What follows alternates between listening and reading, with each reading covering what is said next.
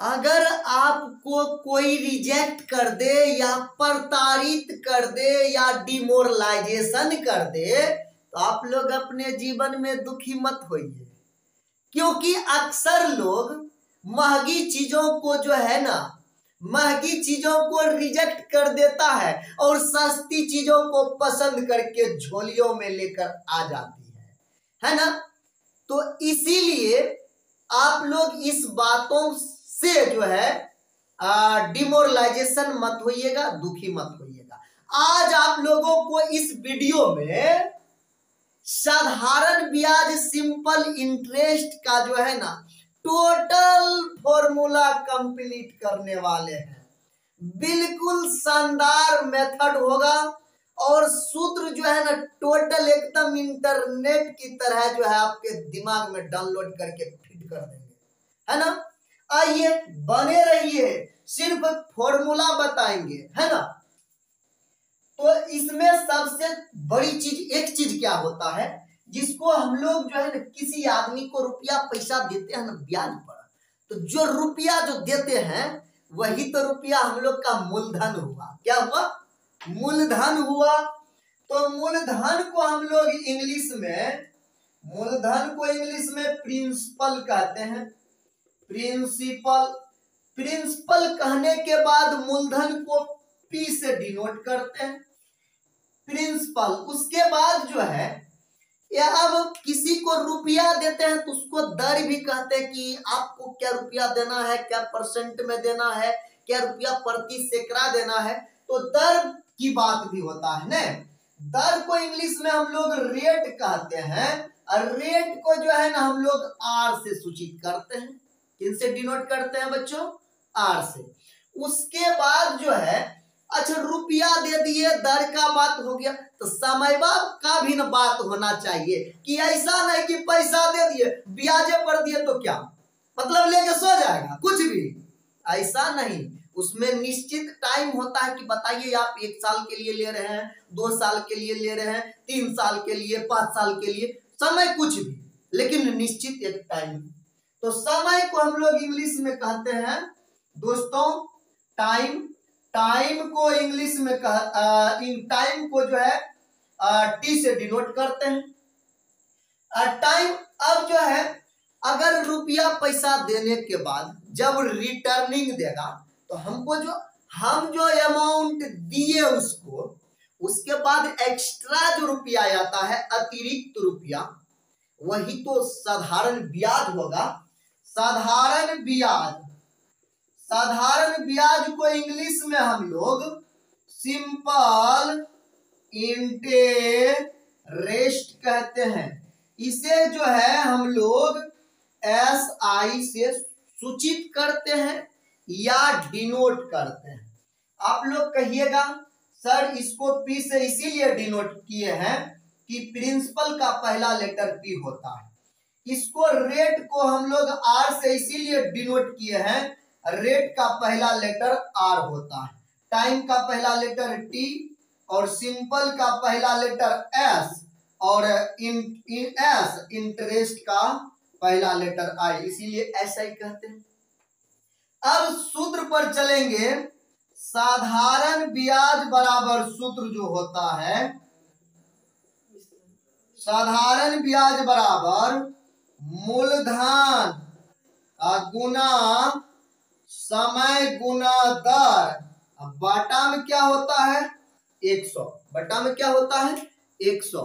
लेकिन एक चीज ध्यान रखिएगा, ये जो दर होगा, ये दर यहाँ पर प्रतिशत में ज्ञात होगा बच्चों, परसेंटेज में, लेकिन प्रति सैकड़ा से भी ज्ञात कर सकते हैं, लेकिन रेट यहाँ प्रतिशत में आता है। अब इसी को हम अगर शॉर्ट फॉर्म में लिखें तो साधारण ब्याज को हम लोग क्या कहते हैं शॉर्ट में SI, या इसी सूत्र को SI बराबर लिख सकते हैं। मूलधन को किससे सूचित करते हैं?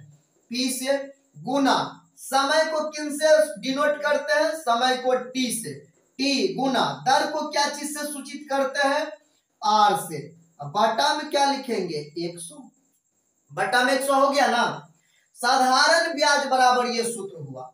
इसी में हम लोग ये से जब अब आगे जो सूत्र निकालेंगे तो इसी से जब मूलधन बराबर सूत्र निकालेंगे, मूलधन बराबर जब सूत्र निकालेंगे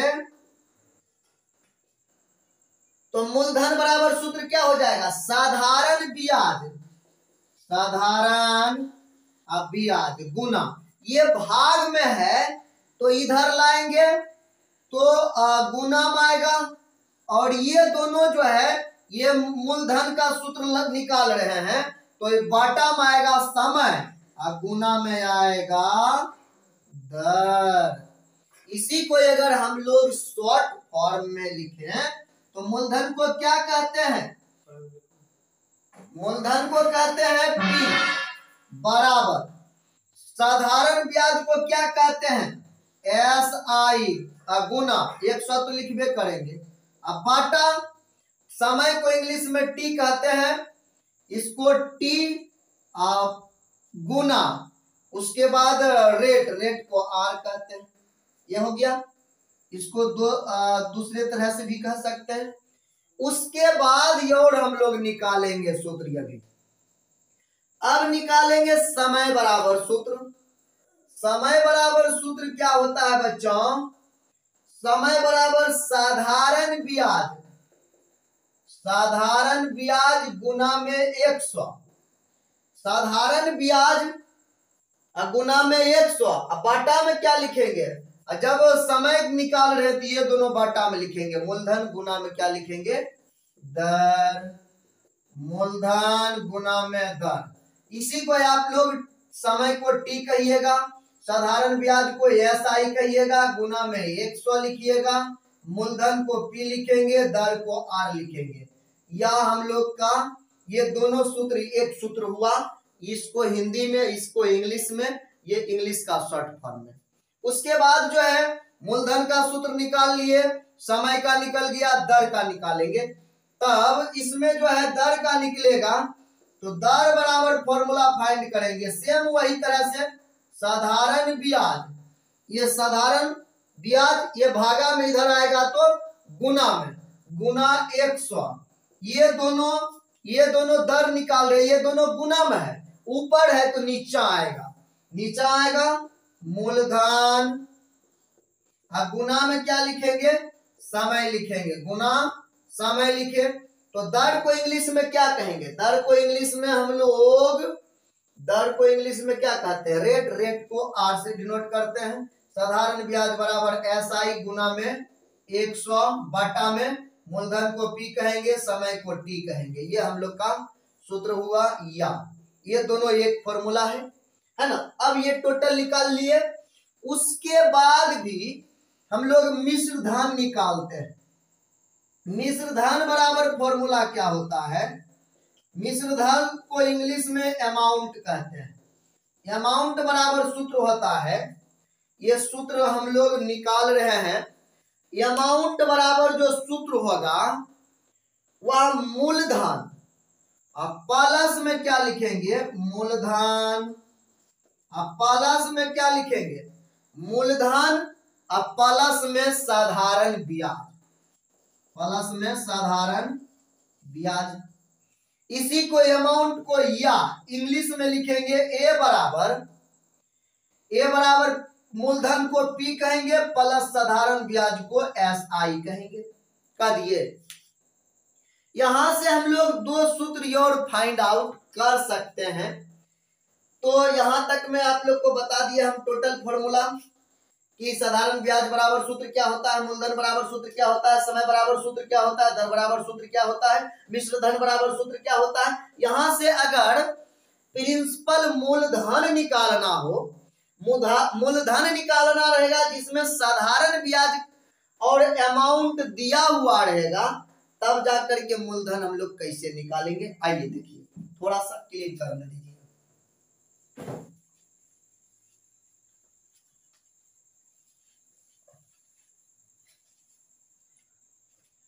अब इसको हम लोग लिखेंगे ए बराबर, इसी को हम लिख रहे हैं इस पर P प्लस में SI।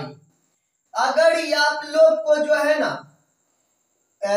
अगर ये सूत्र हुआ अमाउंट बराबर, तो यहां पर हम लोग क्या निकालेंगे, अगर मूलधन का मान निकालना है, अमाउंट ई प्लस में राइट हैंड साइड में, लेफ्ट हैंड साइड आएगा तो माइनस में, बराबर में इधर बच जाएगा पी।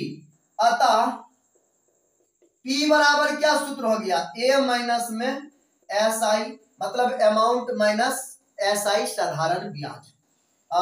मूलधन का मान तब निकल जाएगा कि मिश्र धन माइनस में साधारण ब्याज घटा देंगे तो हम लोग का जो है मूलधन का मान निकल जाएगा, प्रिंसिपल का मान निकलेगा। अगर पुनः जो है एस आई का मान जब निकालना होगा तो इसमें क्या लिखेंगे, ए, ये पी प्लस में इधर आएगा लेफ्ट हैंड साइड में माइनस में, इधर क्या बचेगा एस आई।